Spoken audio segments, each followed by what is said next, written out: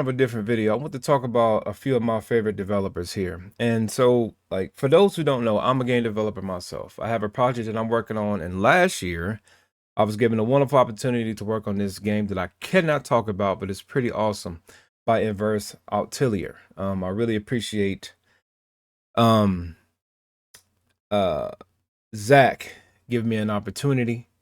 It's fun. I've been learning a lot, and it's helping me pave my way into the industry, like the creators I see before me.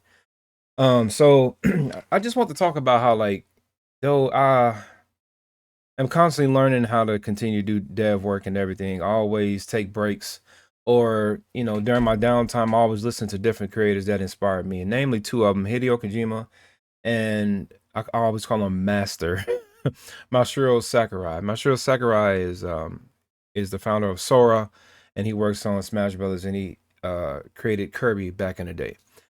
So it's kind of interesting. I'm gonna switch over here. And by the way, in the background is another game that I've been trying to get a lot of history on and been playing. It's called IK Yuga. It's Treasure. Treasure makes shooter games, and the game that I'm personally working on that I can't talk about, it's a shooter game that it's a shooter that plays like the classic arcade games, but it's very, very different. And so I've been taking hints and taking cues about how they created their creation to make the one that I have better, because I'm pretty much past the prototype stage. And for those who have kept up with the channel, and because I know a couple had asked about my game itself, I'm going to show more of it when it's ready. I'm constantly working on it, but it's just not ready yet. But it's, I hope that it's fun when it comes out. That's subjective, but I hope that it's fun. But anyway, and I hope everybody enjoyed this video, because again, this is kind of a different one. So of course this is Hideo Kojima. This is just when he announced the podcast. So Brain Structure is the podcast. I'm on Spotify. Go listen to it if you're into creation and creators. Now, Hideo Kojima has been one that I had literally grew up with. I kept up with his work. This is the announcement of the podcast.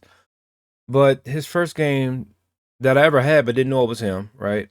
Was Metal Gear Solid on Nintendo.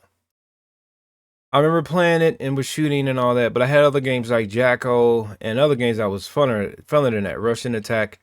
But the interesting thing is about their first Metal Gear was that it actually, um, in Japan played differently. He actually made it to where it's just like you were hiding and trying to get to an area without shooting.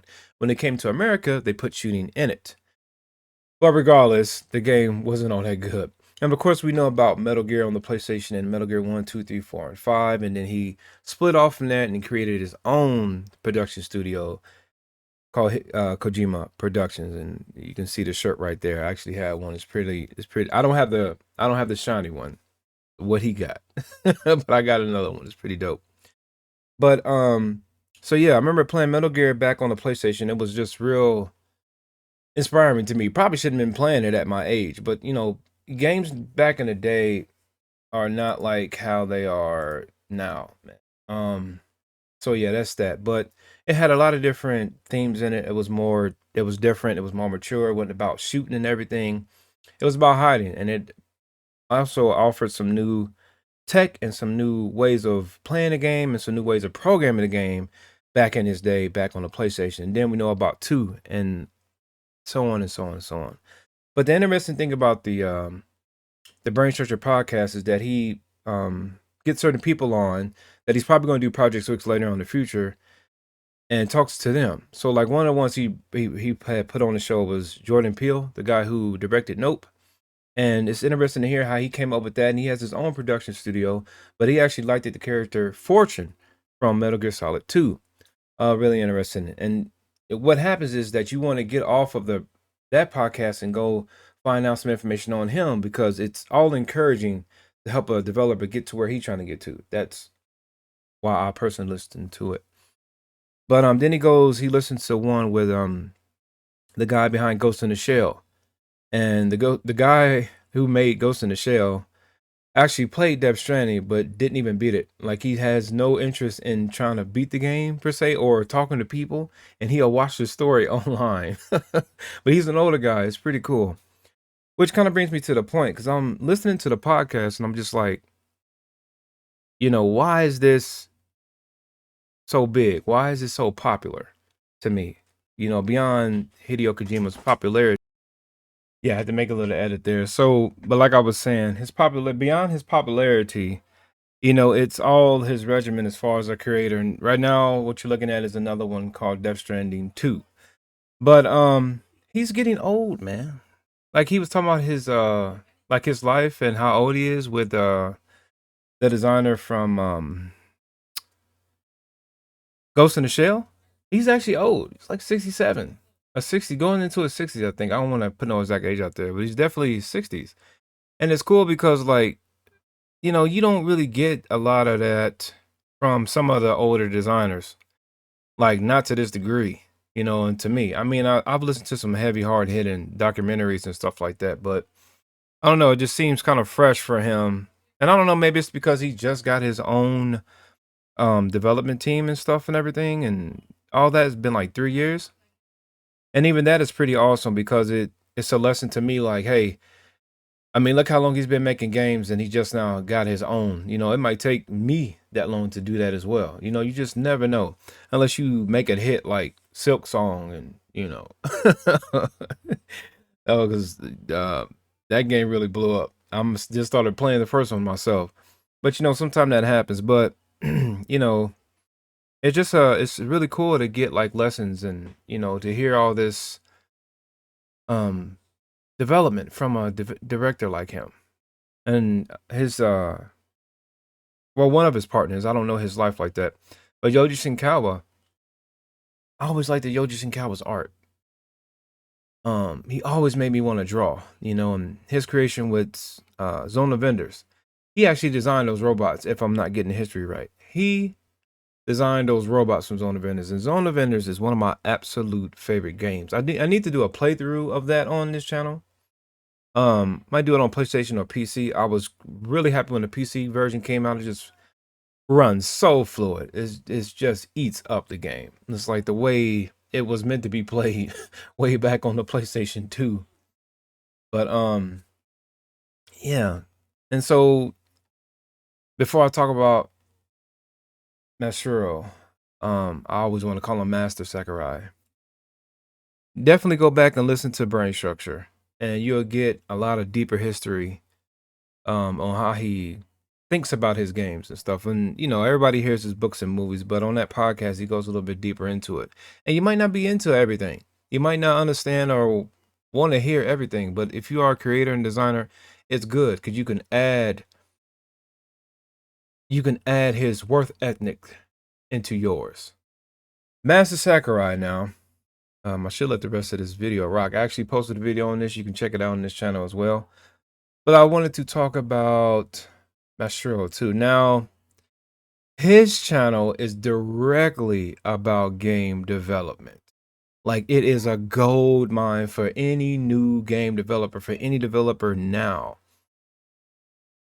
If you played any of his games, any of the games that he particularly worked on, Kirby, Smash Brothers, any of the Nintendo franchises, right? You know that the game is just automatically going to be good. So again, it's another one that I need to get deep history on, and I can't say that I like kept up with him as much as I did with Hideo, but all of his games I definitely played and recognized everything that he's been talking about. It's just I never, when I was little and even now, couldn't put like names to everything like latency. And in this video, he's talking about latency. I just studied this one today.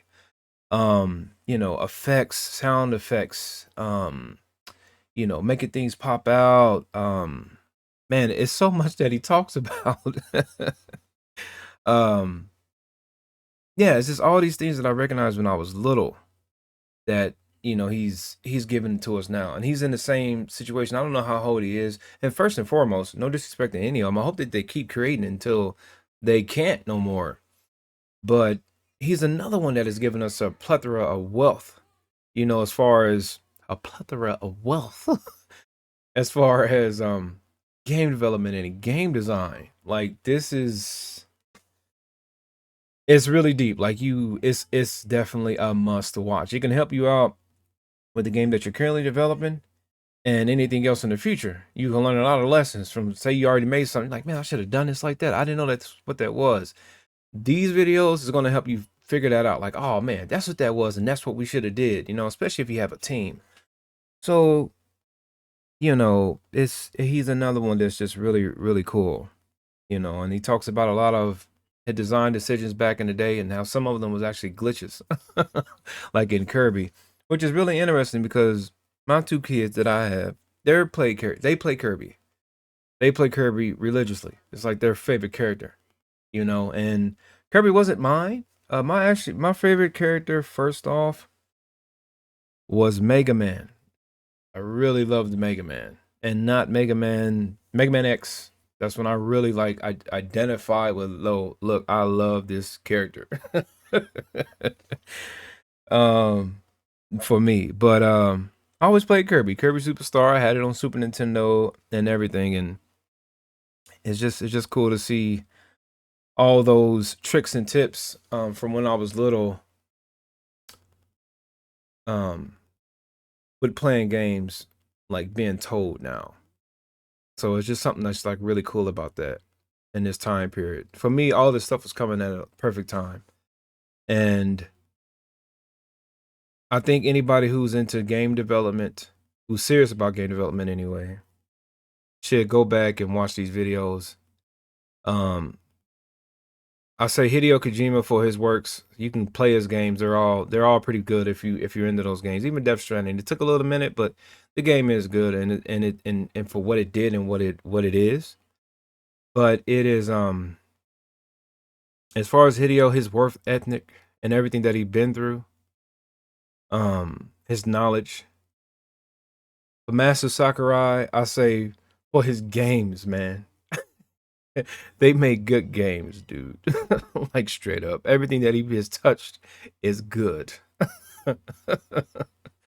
But yeah, man, just check out the history. I don't want this video to run too much longer, but I just figured I'd just put that out there. Kind of letting people know what's going on with my particular game journey. I'm still working on my personal skills. Like I said, I've working with a company now making a game, and I still have my own game that I'm working on every night. Actually ran into a major bug with the camera in Unreal Engine 5, and I have to go back to a previous build to get that to work. But you know, it's just a continual journey, man. You gotta love the journey. And that's one thing he talks about too in these videos. He goes deep too. He talks about that. Like the work. It's not making a video game. I mean, playing a video game is not the same as making a video game. He's even said like some of the things that he worked on, he did not love. And that's kind of opposite from what I'm hearing. Like, don't make nothing that you don't love, I guess. But I mean, in more of an indie sense, yeah. But when you first get hired, he's like, hey, just get what you can and go and do it to the best of your ability. So both of these guys are really inspiring to me. And I say that a lot, inspiring to me. But a lot of them really stand out to me, and I hope that y'all can learn something too. So go out, check out Brain Structure, and check out his channel, which is called Creating Games. Peace.